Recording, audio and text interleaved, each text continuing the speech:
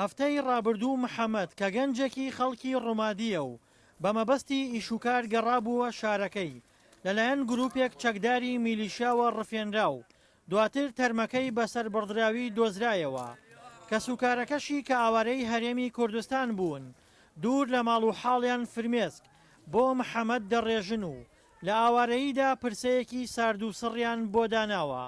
اختطاف أحد مهجري الأنبار یەکێک لە ئاوارەکانی ئەنبار لە ناوچەی یوسفیە لەلایەن ملیشیاکانەوە ڕفێنرا و دواتر کوژرا. تەرمەکەی لە پزیشکی دادوەریە.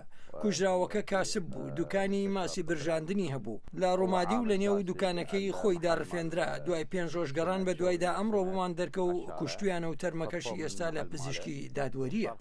ئاوارەکان کە لە ترسی داعش بەرەو ناوچە دابڕاوەکان و هەرێمی کوردستان هەڵاتوون لە نێوان بەرداشی داعش و میلیشیاکاندا گیریان خواردووە و لەلایەن دەستگا ئەمنیەکانی هەرێمیشەوە چاودێری دەکرێن بۆ ئەوەی داعش خۆی نەخزێنێتە نێویانەوە و دزە بکاتە ناو خاکی هەرێم. ئەوانەی لە سنوورەکانە کە لە شێوەی دزەکردن دێنە ئەو کاتە دەستگیر ئەکرێن و ئیتر ناویان لای خۆمان لە قاعدەی بەیاناتی لای خۆمان ناویان تاکی دەکەینەوە لەوەی ئایا پەیوەندیان بە داعشەوە هەبووە یان نەبووە. ئەوەیەکەی نەکرد بۆ یەک ڕۆژش داعش بێت بە پێی دادگا بە پێی یاسا و کەسە دەبێت دەستگیر بکرێت و سزا بدرێت. لە کەرکووک و هەرێمی کوردستان چەندین ئەندامی داعش دەستگیر کراون کە ویستویانە لە ڕێگەی ئاوارەکانەوە دزە بکەنە ناو هەرێم و بە پێی زانیاریەکانی دەستگا ئەمنیەکانیش پلانی نوێی داعش گەیشتنە بە هەرێم لە ڕێگەی ئاوارەکانەوە.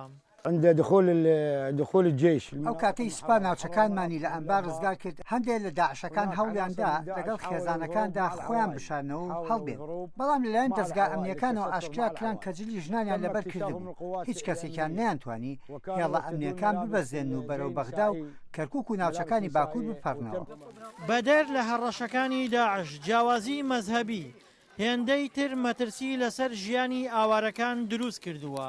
المناطق مو آمنة ناوچەکانمان ئارام نین، ڕێگەکان ئارام نی و لە ڕێگەوبانەکان خەڵک دەڕفێنرێ، لەسەر ناسنامە خەڵک دەکوژرێ و کوشتن زۆرە. ماڵەکان لە گەڕەکی جۆی بە و جەزانیە لایەن ناسراوە خاپور کراون. ئەگەر سیاسیەکان بەو شێوەیە بانگەشە دەکەن کە چوونەتە ناو پارێزگاکە و ڕێگە و ناوچەکان دەپارێزن بۆ ئاوارەکان، ئەی بەچی ڕێگایەک ئاوارەکان دەگەڕێنەوە دەمانەیە بۆمان ڕوونی بکەنەوە. ئاوارەکان هیچ ئومێدێکیان نییە بۆ گەڕانەوە بۆ سەر ماڵ و حاڵیان.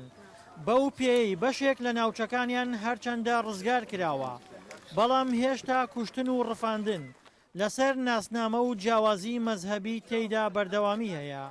دڵشاد ئەنوەر، دەنگی ئەمریکا، پارێزگای کەرکووک.